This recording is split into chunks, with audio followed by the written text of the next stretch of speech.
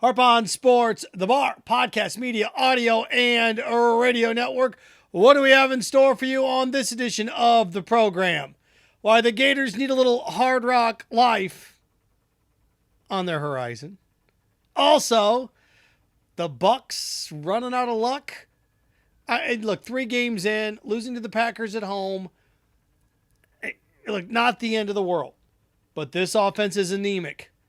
And the injuries are piling up. Julio Jones will come back. Mike Evans will be off of suspension.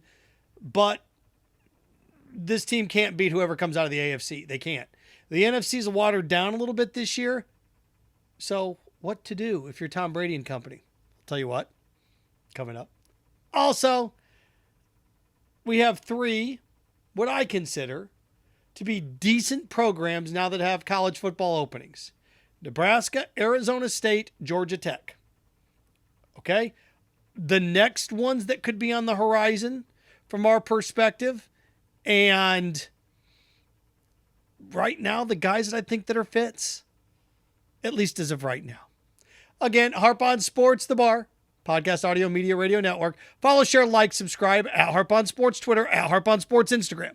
Harp on Sports Auditory Route, The Bar, Buzzsprout, Spotify, Apple Podcast, Harp on Sports, the Facebook page, Harp on Sports, the YouTube channel, and of course, harponsports.com. Okay. We have a hurricane. Hurricane Ian. About ready to snake along Florida's western coast. And again, not my first go around with these. Probably not your first go around with these. This one headed right towards Gainesville. And probably a category 1 when it hits. I'm not really going to go down the whole meteorological examination. I don't know anything about this stuff. I listen. I have ideas. I'm like, okay, well, this is what you should do in case of a hurricane. But the winds, I listen to people that know more. They don't pretend to know more. It's amazing how many different media stops I've been on in my career where there's always some weatherman. Oh, now look, the radar is showing us. You don't know. You don't know what you're talking about. I don't know. So I'm not going to pretend. Not going to go down the weather route here. But I am going to tell you what. Florida Gators should move their game to Miami with Eastern Washington. The Buccaneers are already headed down there for their practice this week. If I'm Scott Strickland and I'm the Florida Gators, I hop on the phone. Look, Miami's not going to get touched by this thing. Get Eastern Washington down there. What? We want a home field advantage. No, you want to pick up wins. And this is a game Florida should win. Should win. And I know there's distractions and oh my gosh, well, the family. They just cancel the damn thing now. I don't get what this delay is. I don't. This thing's going to come right up Broadway and I get it. The ambulances, the state troopers, the police are going to be dispatched because of the damage in different areas where they're going to be needed. Okay, I'm one of these guys when you can see something coming a mile away, move it. Florida had this issue about 5 years ago with LSU. It became a mess because it was a beautiful sunny day. But that didn't matter because St. Augustine was flooding and families and people were displaced. If you're worried about families and displacement, you have to cancel the game now. The goal is to get this thing played, move it to Miami, play it at Hard Rock. Well, the Hurricanes may not like that. It's a Dolphin stadium. And the Dolphins are letting the Buccaneers practice there this week. There are campuses. There are things to do down and around the Miami area, right? Florida International's down there. Aren't they? Florida International's down there. There's places you can practice there. There are. The Hurricanes have a bye this week. This is where you kind of swallow and you have to swallow your pride a little bit. Maybe play other sports. Can we use this? Sure. What can we do for you? Let's figure out something down the road. This is one of those things that I'd love to see get done. This is why you can be rivals with somebody, but being turds about your relationship with them doesn't get you anywhere. It doesn't. Everybody that lives in a bubble when it comes to their fan base, screw that other team. That's why you can't do these things, because sometimes you need that other team's help. And you can still not like each other, but you can be respectful. Not saying that that's not existent between Florida and Miami, but here's a chance to get down to South Florida.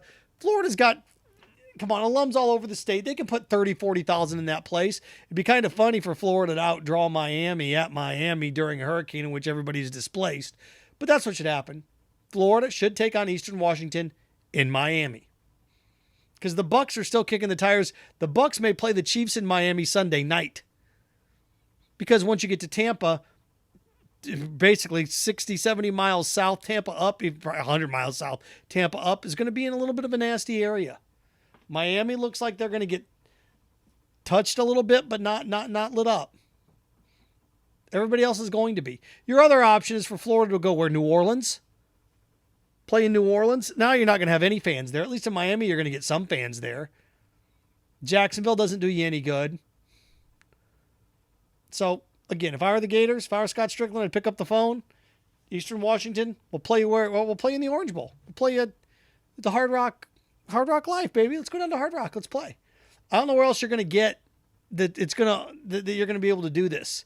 Because Atlanta's not going to do any good. Charlotte's not going to do any good, depending on where the storm goes. It's New Orleans.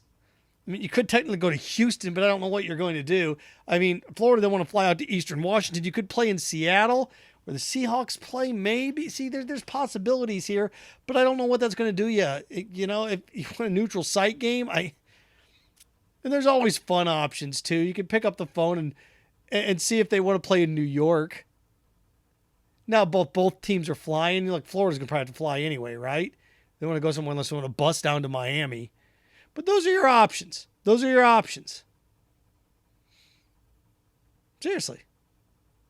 There's some cool things you can do in here. Now, I don't know how quickly you can turn things around, but again, I don't know what the stadium would look like. I was trying to think of any like cool, small college football venues in which you could play something that would be neat, but I just can't think of any. It's not like basketball that, you know, you have Hinkle where Butler plays, where they filmed Hoosiers, and you have different movies that are, you know, Cooperstown, you know, Doubleday Field, and then you've got the Field of Dreams. Football really doesn't have anything like that. Nothing iconic that's, oh, look at this cool thing. Not really. Now, like the Washington Monument's got enough grass and space, but look what I'm doing now. You can't turn something around that quick. So again, as far as I'm concerned, Florida's options, you know, we talked about New Orleans. Where do you want to move it? We'll just cancel it. No, look, this team's probably going to be bowl eligible when it's all said and done. And even if they're not, you know, some teams you don't get enough wins to get in there. But if you're Florida, you want a winning season, and you're going to need this game to guarantee yourself a winning season. Probably going to get there anyway. But you don't want to be going into the last game with Florida State sitting there at 5-5 because you didn't play this game. Probably going to be better than that going into that, but you know, quickly thinking Florida's one injured quarterback away from being below 500, right? It's kind of where they are. So again, the right thing to do here, the sensible thing to do, is move the game. You can still play it at noon on Saturday. Move it down to Miami. Bring Eastern Washington in. Play at Hard Rock Life Stadium. Hard Rock Life, I like that. Hard Rock Stadium. So that's what I would do in that case. And look, you know, Florida sitting there at 2-2. You want to play this game. And if they don't play, they're probably not going to make it up unless they play it at the end of the year during the SEC championship game. You could get away with that if you wanted to move it that weekend. But look, if I'm Eastern Washington and I'm in the FCS playoffs, I don't want to play that game if I'm getting ready for the FCS playoffs. If I'm Eastern Washington, why would I want to do that? There's somebody else you could pick up, and maybe that's what Florida does if they cancel this. They pick up some poor bag that gets lit up, and they can schedule a game with Ivy pick. You know, whoever pick an FCS school. Furman. You want to roll them into town that weekend? You could get away with that. You could. Because let's face it, with Florida 2 losses in the East already, you know, they'd have to run the table, and Tennessee and Kentucky would have to lose 3 times. They had to play each other, so it's not going to happen. So again, Florida should go down to Miami, play Eastern Washington there, and then you can still get a Florida fan base to come out. A little bit of an outreach program, right? So there you go. Switching gears, speaking of Miami, the Bucs practicing there the rest of the week, may come back to Tampa on Sunday, depending on what things look like. I do know this. The Buccaneers in week 1, you know, took care of business in Dallas. Cowboys struggled, defensively great. Week 2, Bucs offense was anemic. Mike Evans gets the boot. Everybody's fired up. And guess what? It's thrown into 5th gear. and they figure out a way to dust the Saints in the fourth quarter. Tom Brady leaves a drive in the fourth quarter to get this team in the end zone for the first time, but ooh boy, this offense is just anemic. You can say, well, Mike Evans was suspended. I know. Defensively, the Bucs look good. Here's your problem. The Bucs are lucky in this sense that all the juggernauts offensively are in the AFC. The Dolphins, juggernaut, AFC. Bills, juggernaut, AFC. Look, the Chiefs lost to the Colts, but I think you and I both agree the Chiefs are going to win double-digit games. They're the favorite in that division. They just are. Now, the Chargers, without Herbert, who knows what they show us. But look, the Chiefs, the Bills, the Dolphins are all up there, right? And then, I think you start to look around a little bit, and I don't know how much of a threat the Jags are going to be. Again, we're 3 weeks in. We're 3 games in. But you look around at the AFC and say, okay, I don't know what the Broncos are going to be. They struggle offensively, but they find a way to win. They're 2-1. Let's look around at the rest of this division. I would look, oh my gosh, what are we going to get? I don't want to say necessarily out. What are the Ravens going to give us? Okay, I don't know what the Steelers are going to give us. The Bengals finally get a win. So again, you start to take a step back here a little bit. And you start to look around and go, okay. The thing is, offensively, the Dolphins, the Bills, and the Chiefs going against this Bucs team, the Bucs can't score enough points to keep up with those teams. They just can't. So if I'm the Bucs and I'm sitting here at 2-1, in the next 3 weeks, the Buccaneers need to do this. They need to go get Rob Gronkowski. This offense around the goal line's anemic. It's bad. And look, you're able to get Gronk to come back.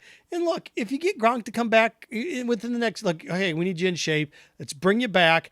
If you got him in shape and football shape's going to take him 2 or 3 weeks, then you're talking week 7. He's got to play 10 games. The Bucs right now need to be reaching out for Rob Gronkowski because you're not beating the Dolphins. The good news for at least the Bucs is the Dolphins, the Chiefs, the Ravens, right? The Bills, they are going to have to play each other. If you're the Bucs, you have to worry about right now. It looks like the Eagles are legit. Looking around the entire conference, the Eagles are legit. Through 3 games, they look to be the part. The Rams are going to be fine. They are. The Packers are going to be there. They are. That division's bad. Let's face it, that division's not any good. Packers are going to win 11, 12 games. The teams are going to be there. So you're the Bucs. You're like, okay, we can be the 2 seed. We can be. Oh yeah, you can be. You can be. But Julio Jones, hurt all the time now. He is. Mike Evans is injured. Your season's over. So, doesn't have to be in the next 2 weeks here, but in the next month, they need Gronk back. And here's where you're Brady, and you go to him and go, okay, what do you want? And I know Brady's making his money this year, but this is where if you're Mike Evans, if you are Brady, if Julio's kind of on this contract, you look around at your teammates and whoever's got their money and say, hey, man, we got to get Gronk back here. We'd shave some money here. I'll take a little cut. You take a little cut. We'll rework our deals. We'll free up $6 or $7 million in cap space. We can bring Gronk back. $6 or $7 million for the second half of the year. You put Gronk on this team with then you are legit. Then you're legit. But without Rob Gronkowski, this Buccaneers team, look, you're just not a Super Bowl threat. Not to win it. Threat to get there because the NFC's kind of all over the place. But you're not beating the Bills. You're not beating the Dolphins. You're not beating the Chiefs. Good news is you only have to play one of them. It's just not built that way. And the defense can only hold you for so long. Look what the defense made adjustments. If you're going to sit here and tell me Aaron Rodgers and the Packers are so anemic and so bad, and you can't even score with them. Well, if we had Mike Evans. Yeah, but you didn't. And you don't have Julio Jones. You can't rely on 30-plus-year-old wide receivers to stay healthy. You just can't. Gronk, and here's the thing, too. You get down there around the goal line, or at least when you're trying to move the sticks, Gronk demands a double team. He demands a double team, which opens other people up. See, that's why the Chiefs are always so dangerous when they had Tyreek Hill, because Kelsey demanded a double team or Hill. You can't put 4 guys on those 2 guys. Somebody's going to be wide open. And coverages get blown just to base. And then structurally, the Bucs defensively are good enough to get you there, good enough to make a deep run.